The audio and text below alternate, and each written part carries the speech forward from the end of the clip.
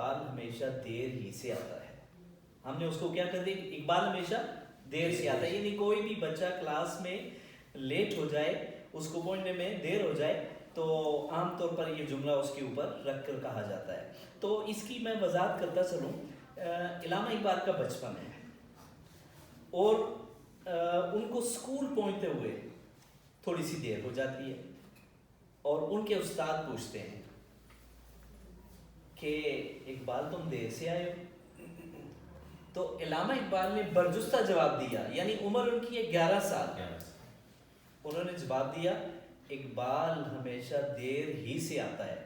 آپ اس کو اگر تھوڑی سی وضاحت کریں تو اقبال کا مطلب ہے بلندی, بلندی یا عروج یا اعلیٰ مقام و مرتبہ. ظاہر ہے کہ اعلیٰ مقام و مرتبہ حاصل کرنے کے لیے بہت وقت چاہیے ہوتا ہے, اور محنت اور تگ و دو یہ مسلسل رہتی ہے, تو تب جا کر وہ چیز حاصل ہوتی ہے. جی اعجاز صاحب, علامہ اقبال نے ایک نظم لکھی ہے جس کا نام ہے جاوید کے نام. جی آپ جس کا پہلا شعر یہ کہ دیار عشق میں اپنا مقام پیدا کر, نیا زمانہ نئے صبح و شام پیدا کر. آپ یہ فرمائیے گا کہ اس نظم کا پس منظر کیا ہے؟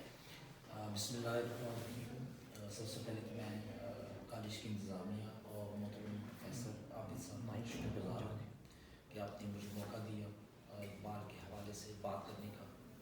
سب سے پہلے تو اگر میں بات کروں تو اس وقت دیکھا جائے تو پاکستان کی آبادی میں جو مجموعی آبادی ہے اس میں تقریباً 64% نوجوان جو پاکستان کا مستقبل ہے. اگر نوجوان نسل, ہماری جو نوجوان نسل ہے, اس ملک کا بیش بہا سرمایہ ہے. اگر ان کی صحیح سمت میں رہنمائی کی جائے تو یہ ملک کی تعمیر ترقی میں بہت اہم کردار ادا کر سکتے ہیں. میرے خیال میں اس حوالے سے اقبال کی فکر اور فلسفے سے ان نوجوانوں کے اندر فکری اور تخلیقی رجحان پیدا کیا جا سکتا ہے, تاکہ یہ نوجوان ملک و ملت کی تعمیر و ترقی میں مثبت کردار ادا کر سکے. اگر اقبال کے کلام کا مطالعہ کیا جائے تو اقبال ہمیشہ زیادہ تر نوجوانوں سے مخاطب ہے. جیسے کہ اقبال کہتے ہیں سبق پر صداقت کا, عدالت کا, شجاعت کا, لیا جائے تجھ سے کام دنیا کی امامت کا. یعنی آپ کے کہنے کا مطلب یہ ہے کہ اس کا پس منظر یہ ہو سکتا ہے کہ اس وقت بھی اور اس وقت بھی ضرورت یہ تھی اور ہے کہ نوجوانوں کو علامہ اقبال کے اصل کلام سے روشناس کروایا جائے. جی بالکل. اب آتے ہیں اقبال کی جو نظم ہے جاوید کے نام. اقبال 1931 میں جب دوسری گولڈ میڈل کانفرنس کے لیے لندن گئے تو اس وقت ان کے بیٹے جاوید اقبال نے اپنے ہاتھ سے خط لکھا. اس خط میں انہوں نے ان سے ایک فرمائش کی, جی کسی چیز کی ڈیمانڈ کی. جی جی وہ گراموفون کی انہوں نے گراموفون خواہش کا اظہار کیا. اب دیکھیں اقبال نے کس حکمت سے اپنے بیٹے جاوید اقبال کے اس خط کا جواب نظم کی صورت میں دیا, جس کا حوالہ آپ نے دیا تھا کہ دیار عشق میں اپنا مقام پیدا کر, نیا زمانہ نئے صبح و شام پیدا کر. اب علامہ اقبال کے کلام کے تناظر میں دیکھا جائے تو اس نظم میں بھی انقلاب, جدوجہد, ترقی کی منازل کی بات کی جا رہی ہے. اب جیسے کہ اقبال نوجوانوں سے مخاطب ہیں کہ تو شاہین ہے, پرواز ہے کام تیرا, تیرے سامنے آسماں اور بھی ہے, ستاروں سے آگے جہاں اور بھی ہیں, ابھی عشق کے اور بھی ہیں. اقبال نے اس نظم میں جو پیغام, مخاطب تو جاوید اقبال ہیں, لیکن اقبال نہ صرف جاوید سے مخاطب بلکہ امت مسلمہ کے مسلم نوجوان اور بالخصوص اس وقت برصغیر کے جو نوجوان تھے ان سے انہیں پیغام دے رہے ہیں. اب وہ پیغام کیا تھا؟ وہ پیغام ترقی اور انقلاب کا پیغام تھا. جیسے کہ اقبال کہتے ہیں کہ دنیا میں تبدیلی کیسے آتی ہے؟ انقلاب ہونے سے. اور دنیا میں وہی قومیں ترقی کرتی ہیں جو انقلاب لاتے ہیں اور جو حق کے اصولوں پر چلتے ہیں وہی انقلابی کہلاتے ہیں، اور اپنے مقاصد کے لیے کسی بھی قربانی سے پیچھے نہیں رہتے۔ ٹھیک۔ اچھا، وہی جب انقلاب لاتے ہیں تو دنیا میں نام پیدا کرتے ہیں، اپنی شناخت پیدا کر جاتے ہیں، پہچان پیدا کر جاتے ہیں۔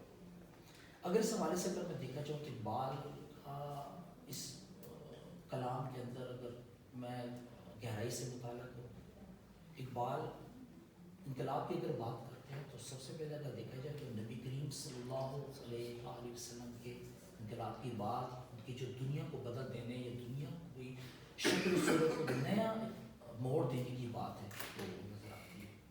اقبال کا جو یہ نیا زمانہ نئے سر و شان پیدا کر، اقبال جو پیغام دے رہے ہیں وہ مسلمان نوجوانوں کو یہ پیغام دے رہے ہیں کہ ہمیں نبی کریم صلی اللہ علیہ وسلم کی اسوہ حسنہ اور سیرت کی طیبہ پر چلنے کی ضرورت ہے۔ بہت بہت شکریہ سر، آپ نے اس نظم کا پس منظر بتایا اور یہ سبق دیا کہ اس وقت کے نوجوانوں کو بھی اور آج کے نوجوانوں کو بھی اقبال کی تعلیمات بتانے کی اور ان کی جو جدوجہد ہے یا جو وہ چاہتے ہیں وہ بتانے کی اشد ضرورت ہے۔ علامہ اقبال نے ایک جگہ پر ایک طنز و مزاح کی صورت آپ سمجھ لیں کہ ان سے ایک دفعہ سوال کیا گیا کہ عقل کی انتہا کیا ہے؟ تو علامہ اقبال نے جواب دیا عقل کی انتہا حیرت ہے۔ اور پھر سوال کیا گیا کہ عشق کی انتہا کیا ہے؟ تو علامہ نے کہا کہ عشق کی کوئی انتہا نہیں ہے۔ پھر سوال کیا گیا تو آپ نے یہ پھر کیوں لکھا ہے یا کیسے لکھا ہے یا کن الفاظ میں آپ لکھ رہے ہیں کہ تیرے عشق کی انتہا چاہتا ہوں، یہ آپ کیسے پھر لکھ سکتے ہیں؟ تو علامہ اقبال نے جواب دیا کہ اس کا دوسرا مصرع پڑھیے، میری سادگی دیکھ میں کیا چاہتا ہوں۔ یہ ایک ضمن بات جو بیچ میں آ گئی۔ میں اپنے تمام مہمانوں کا شکر گزار ہوں، بہت زیادہ وقت دیا انہوں نے، اور ہو سکتا ہے کہ ابھی ان کی کچھ باتیں باقی ہوں، لیکن ٹائم کی قلت کی وجہ سے میں اس پروگرام کو یہیں تک محدود کرتا ہوں۔ اور چونکہ ابھی ہمارے پاس 2 بچے موجود ہیں، طلبہ موجود ہیں، اور ان سے ہم نے نظم شکوہ اور جواب شکوہ کے چند اشعار سننے ہیں۔ آپ کا بہت بہت شکریہ، آپ خوش رہیے اور انشاءاللہ پھر بھی اس طرح کی محفلیں ہم منعقد کرنے کی کوشش کرتے رہیں گے۔ بہت بہت شکریہ، تھینک یو ویری مچ۔ جی ناظرین، اب ہم علامہ اقبال کی شعرا آفاق نظمیں شکوہ اور جواب شکوہ کے لیے 2 طلباء کو دعوت دے رہے ہیں۔ ان میں سے ایک کا نام ہے، یہ میرے بائیں طرف بیٹھے ہیں، چودھری آفتاب علی، ان کی جو کلاس ہے یہ فرسٹ ایئر ہے، اور ساتھ بیٹھے ہیں محمد فرق ملک، ان کی کلاس جو ہے وہ سیکنڈ ایئر ہے۔ یہ 1-2 بند جو ہے شکوہ سے سنائیں گے اور وہ ان کا جواب شکوہ سے جواب دیں گے۔ جی آپ فرمائیے۔ میرا نام چودھری آفتاب علی ہے اور میں پاک ترک معارف میں فرسٹ ایئر کا طالب علم ہوں۔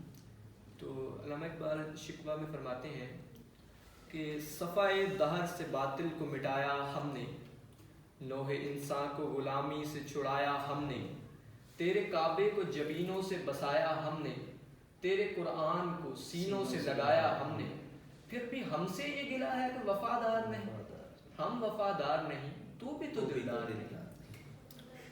بسم اللہ الرحمن الرحیم۔ میرا نام محمد فرق ہے، میں سیکنڈ ایئر کا طالب علم ہوں۔